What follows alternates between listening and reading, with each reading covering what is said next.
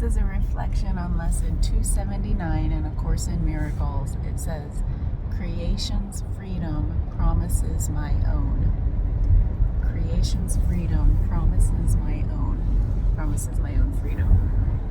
And it's like, well, what's that mean? And then you read into it, and it's really pointing. It used a lot of different language. It made it hard to figure out where it was pointing, like really.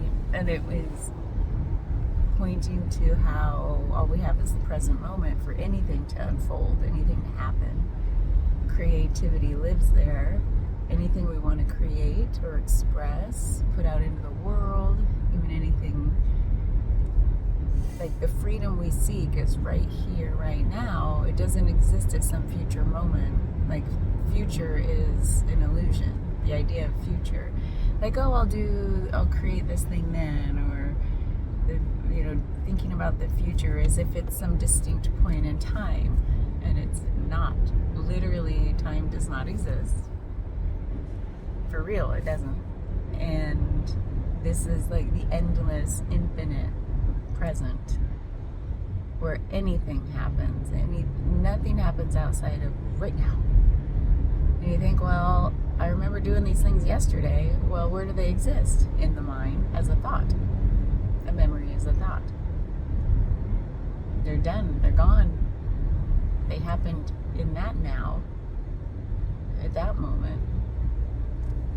So that's what this lesson to me is pointing to anyway, is that we can only find that freedom of being, that calm, that like relief, ease, whatever you want to call it, a sense of just in this present moment. Everything else is like taking us out of this moment, which binds us up into the dream. It talks about dreaming. The dream is actually an illusion. The reality is right here, right now. So, I forget, what does it say? Creation's freedom is my own, something like that. So I thought about what creation means, and I think what it's talked about before, and what I like to think about, is like the sheer possibility, the sheer potential. That's what creation means to me, because it's like this. I think about this present moment, and I think about the beginning of time that I just said was an illusion, but this beginningness, there was no beginning. But I think about the material world, where there was just this vibrating like void of pure potential, meaning anything could come, anything could happen. And I think about that in the present moment of like literally anything could happen. What do you want to manifest into the world? What do you want to birth into creation? That's like the creative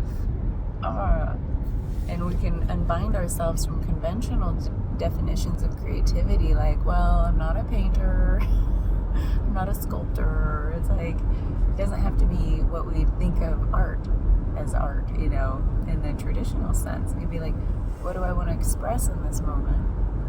Even if I'm alone, what do I want to express just for the sheer joy of self-expression? How do I want to move my body?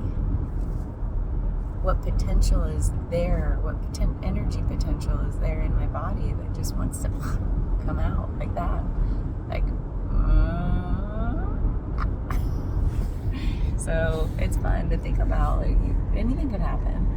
It's like shaking things up out of like the unbinding from thought of like, oh, same old, just a day of work, getting the kids ready for school, coming home, being exhausted, having to make dinner, la-di-da. And then we think that those are all thoughts, right?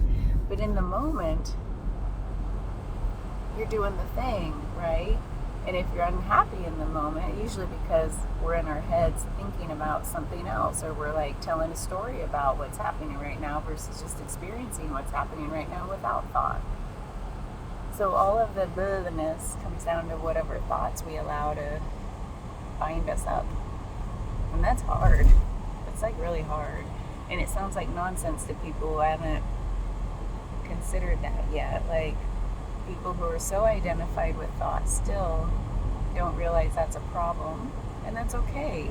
It'll come if it's meant to come. That felt realization. And if not, that's okay too. There are other ways to make ourselves feel that freedom this lesson talks about. But it's temporary. It's not forever unfolding, infinite, perhaps. Maybe it could be. Everybody's different. Everybody's on their own unique journey. And by journey, I mean the next step only presents itself in the present moment. I can't think, that's what I was talking about the other day, whatever. I can't predict the future with my mind. My mind is just like, oh, future, like this mythical place where things will happen.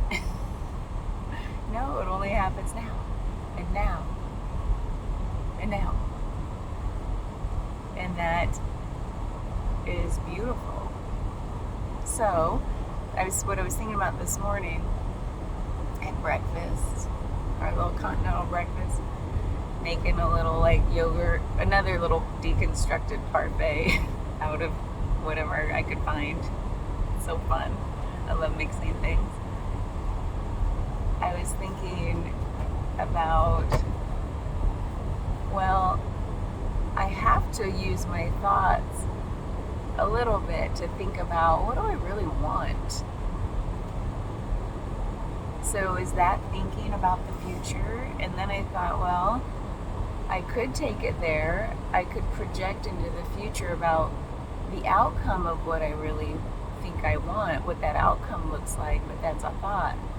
So to me, I think what I want to think about, if I'm going to use my thoughts in a, I won't say healthy way, is what do I want to express? What do I want to experience in the now? Not what is some grand idea or outcome or achievement that I will want to have had. And I think those words have been important to me, and it's important to me to slow down and say it like that as a reflection. What will I want to have had? Look at all those words in there that have all these angles of timekeeping and reflection and projection and assumption and expectation. So it's so funny. But the other question I want to think about instead is maybe, and I think I've said this in a video before, but it's becoming more clear and more clear that this rings true for me. What do I want to experience in the present moment on an ongoing basis until I no longer want to experience it? So there's no expectation of, well, you have to do this forever. It's not worth it,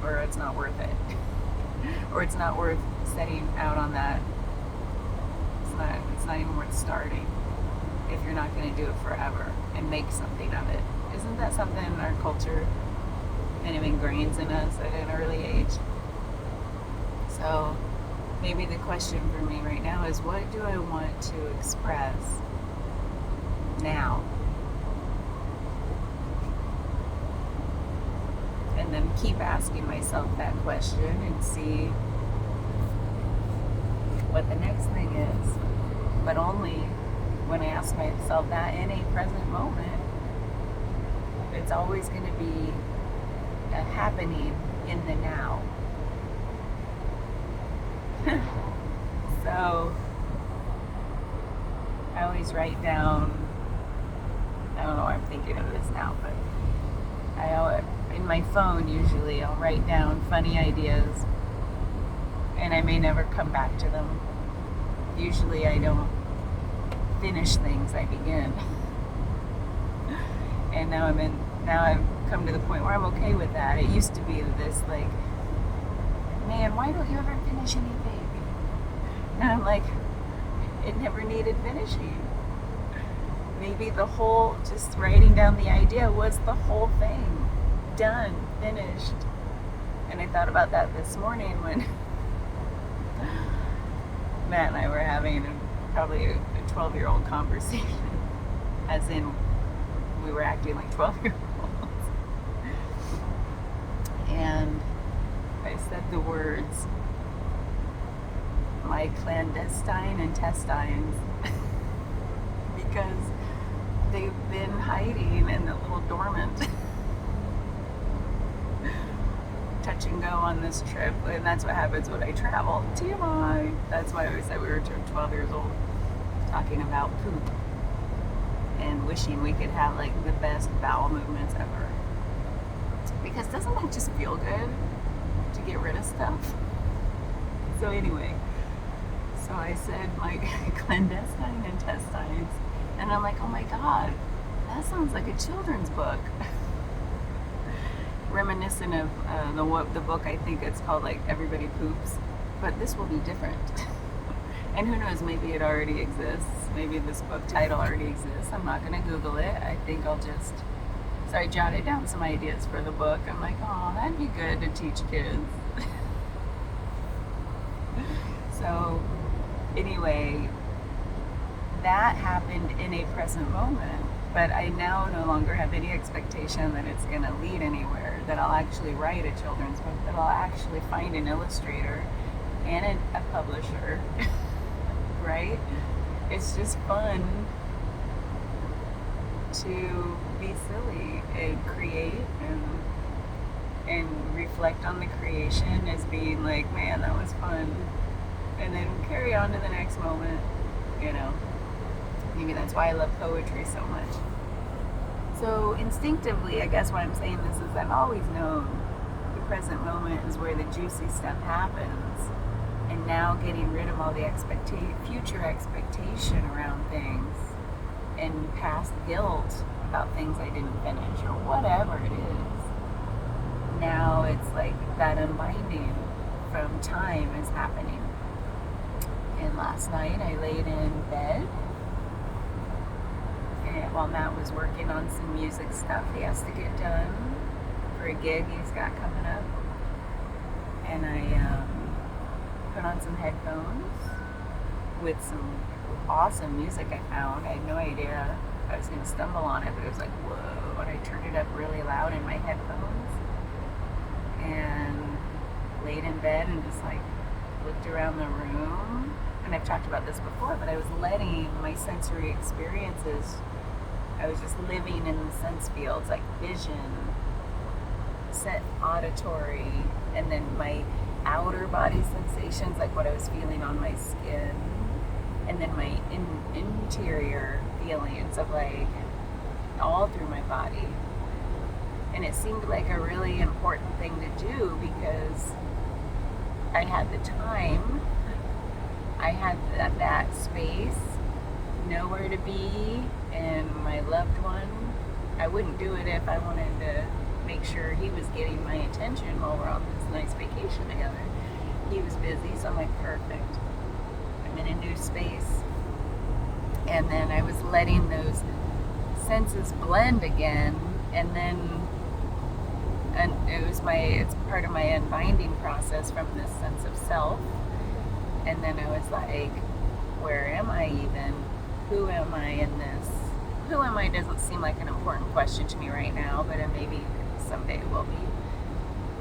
Where am I was a fun one.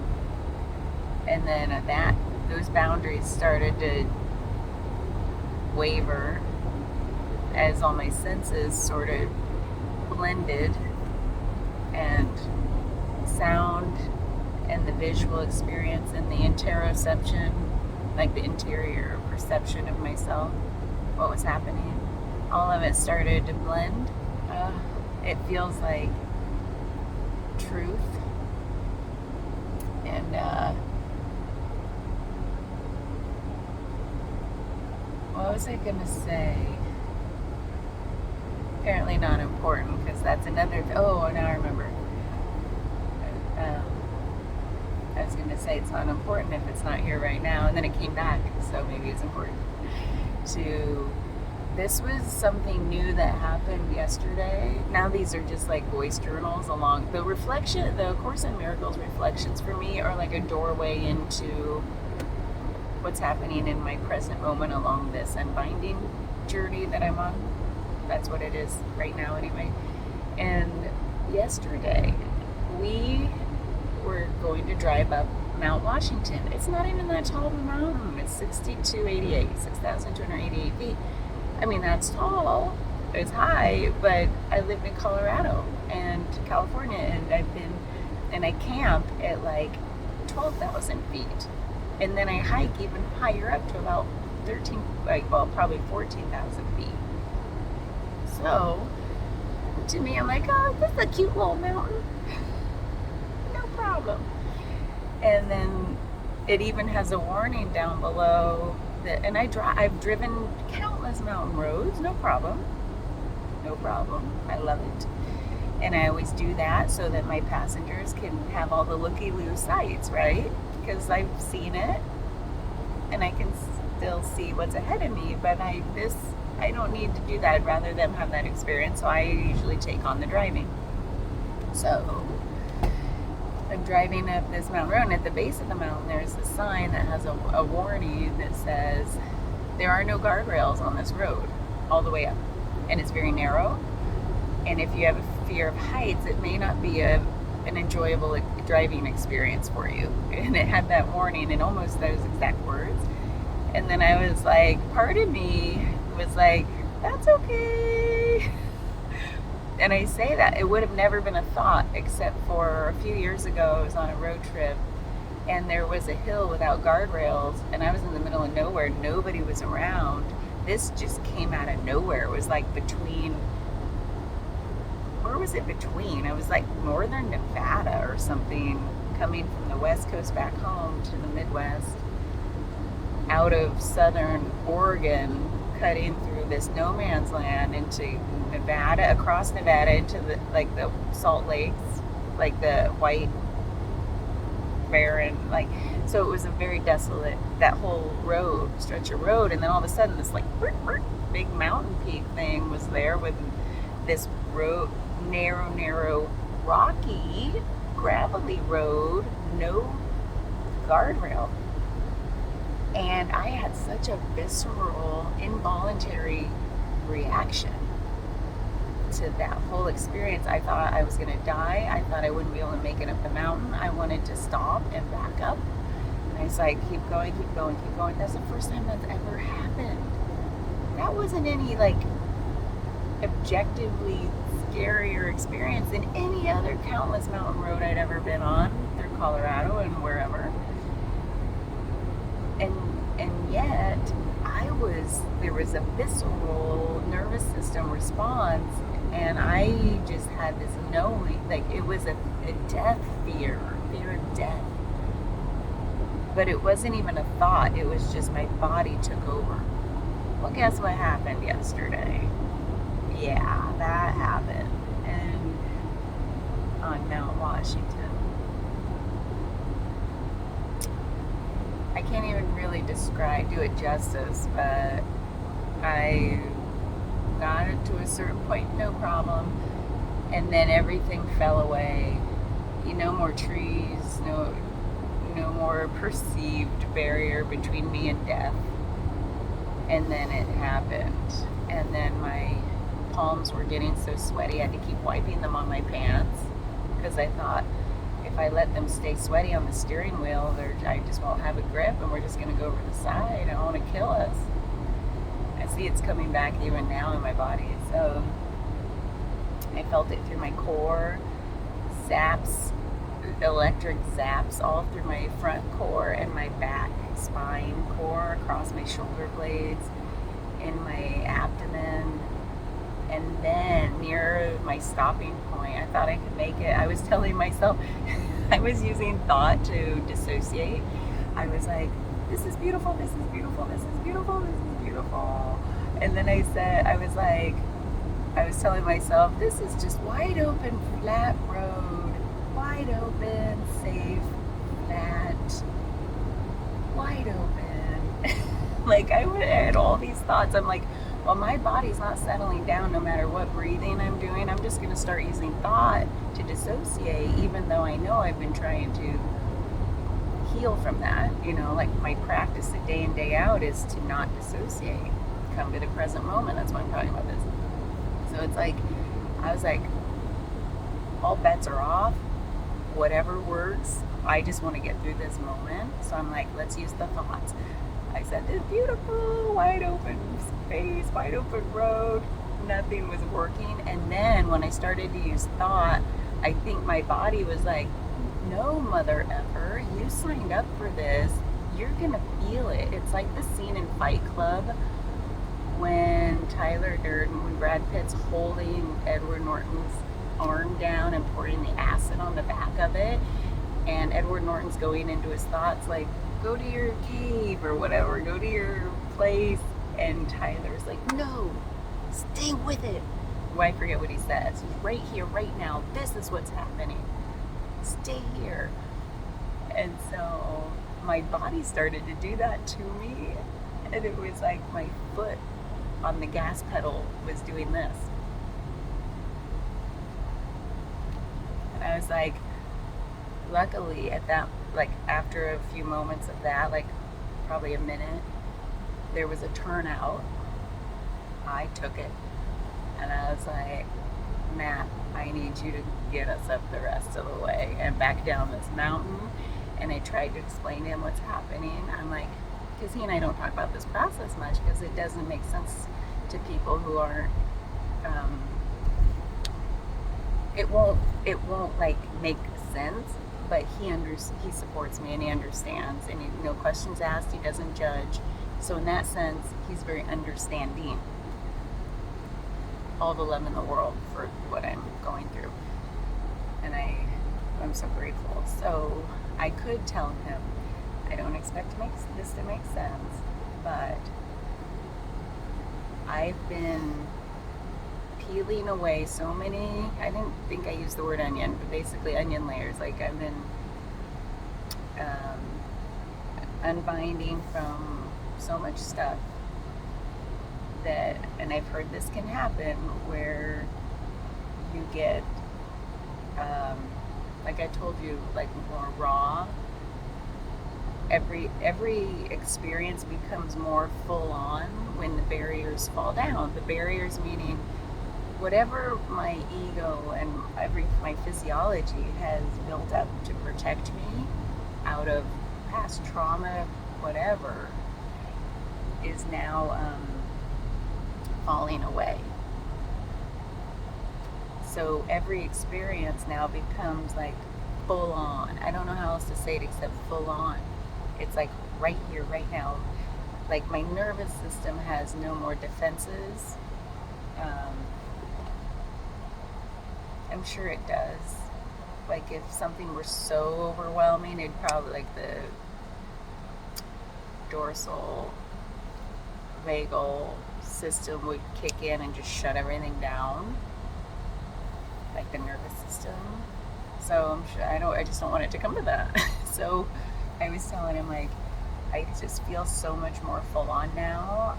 My nervous system can't take any more. Can you please take over? He was like, oh yeah, sure. So he did, and then I was like, F you, Tyler Durden, I'm still gonna distract. So I got in the passenger seat like this, hat down, phone out, and I was like, we have no reception. I think I remember I have a movie downloaded on my Disney Plus or something from the last time I traveled. I'm like, oh yeah, I always forget, let's download a movie so I can watch something if I can't sleep or whatever on this plane ride. I'm like, oh good. I didn't even remember what movie it was. I just like went there, and it was high fidelity, and I've seen it a trillion times. I could quote it I could quote the whole thing. I could tell you every song that gets played and when it gets played. I love that movie, and I've seen it so many times over the last 25 years. So anyway, I put it on, and I was just like, brought it real close to my face and distracted. because I wasn't sure if it was over, like the nervous system response. My sweating eventually died down on my hands. My foot stopped shaking. The zaps through my spine and core settled down. But I didn't allow myself to look out the windows. Then we got to the top, everything was fine. I was on solid ground. I could look out, like it was as if nothing ever happened. And then on the way down, I was in the passenger seat, and I still didn't want to chance it because that feeling, that raw, visceral fear, it was new for me because, and this is probably part of the problem, is I've always told myself, I'm not scared of anything. And it wasn't a bragging, it was just like, no, in my life I haven't really felt fear, not since childhood, where my trauma lived. Which is probably why this is finally like coming out. It's because the barriers have come down. Not all of them, I'm just sure, but enough of them apparently. And now things feel more raw. Even like connecting with other people's pain is just more raw. And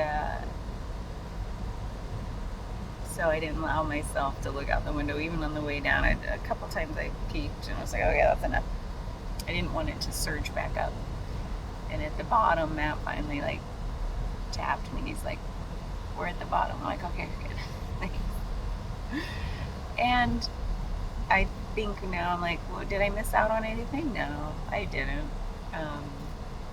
For most of the time that I was driving, it was beautiful, and none of that feeling was there when we were making our way up and there were like trees still lying. It was only when every barrier fell away, like there was still no barrier when the trees were there. It was just like it was the same amount of risk of death there, really, but the brain is like, oh, there's trees, it's fine. But when everything fell away, it was like, oh, I'm gonna die. And that's something new to me, this raw fear of death. And I've heard other people talk about this on this journey of unbinding, that things become very full on, and it becomes energetic, where you can't think yourself out of the fear. Your body is in a fear response. Well, now I believe it. I mean, I've done so many fear-inducing things and never felt this. I love roller coasters, and now I'm like, well, that's I even told Matt yesterday, I love roller coasters, out of the question nowadays. And I've been skydiving, for crying out loud. I was a big mountain biker, single track, super fast. Like, I've got so many scars from throwing myself down mountains, mountain biking. And you know what I wonder with all of that, when I didn't feel the fear then, is like, this response I had yesterday, because I'm more raw now. The nervous system is like, you shouldn't be doing this. And I wonder how much it's also a pressure valve of like, it's releasing like old energetic stuff. And that's why some people talk about this as being more energetic than a thought fear, you know.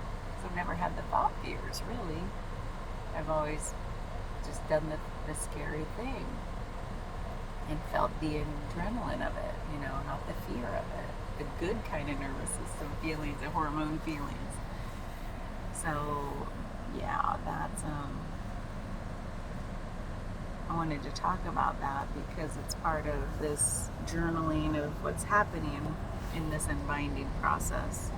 And I do credit A Course in Miracles to keep me looking and looking and looking, you know, like what's next or what's now, because it leads me into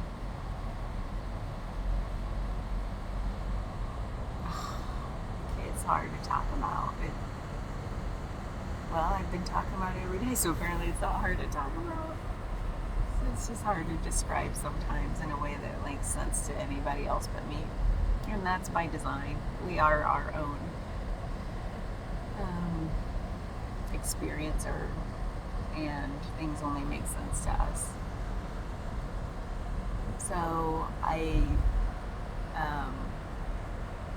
and the people who I follow who've been on their own journey, and they've talked to countless others.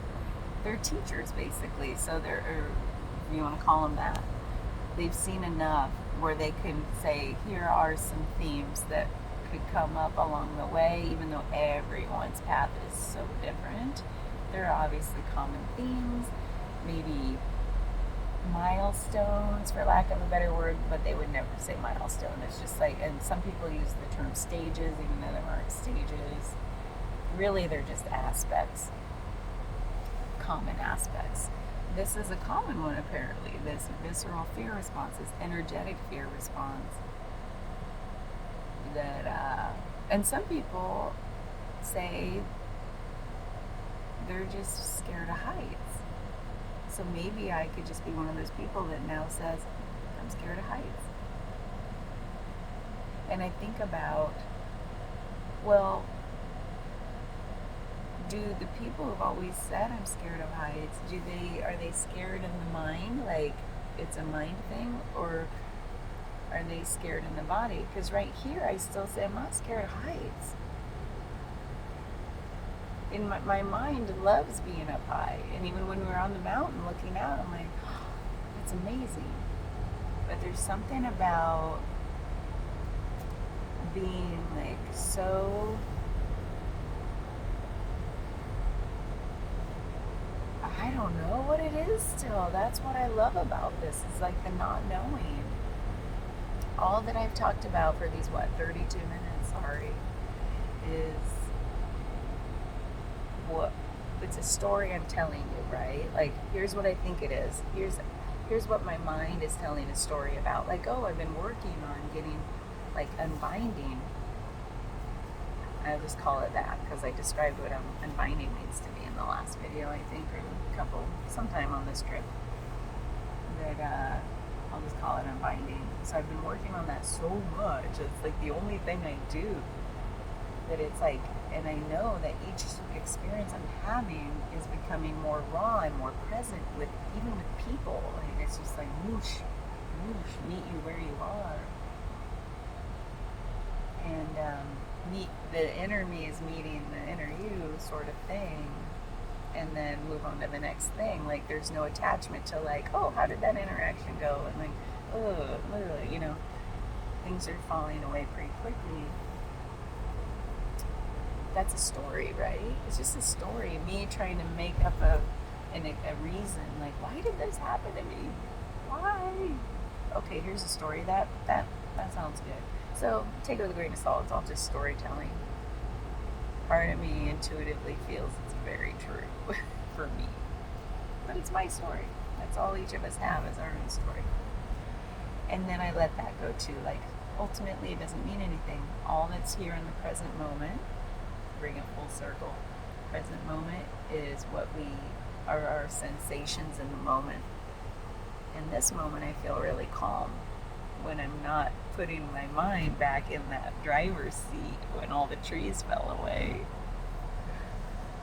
Because when I did that earlier, I felt it again in the present moment. The like energetic aftershocks, like we talked about. So, but in this present moment, I feel calm. I feel like I should probably wrap this up so Matt can take out his noise canceling AirPods. Because it's been a while. We're just, honestly, this part of the drive isn't very scenic. We're just going from Bangor, Maine to Acadia National Park, or National Forest National Park, State Park, State Forest, one of those, to do some more nature-y things. So between here and like this road we're on, not very scenic. So I thought let's talk a little bit. So, have you ever had that, like, visceral of a response in your nervous system that's just pure, raw, unfiltered fear?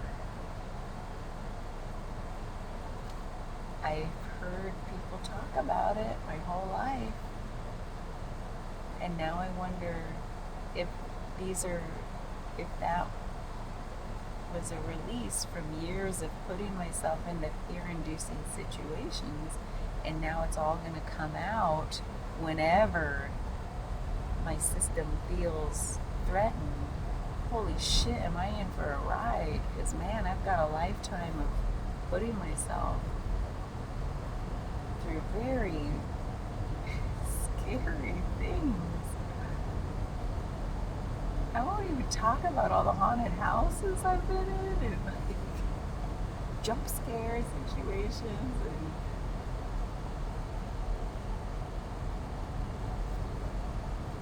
like walking down dark alleys in big cities. Like, and at the time I didn't feel naive for any of these things. It was just like I just didn't feel fear. I was aware of my surroundings. I'm like, whatever happens, happens. I don't know. I think I'm in for quite a ride. Or not. We'll see. Bye.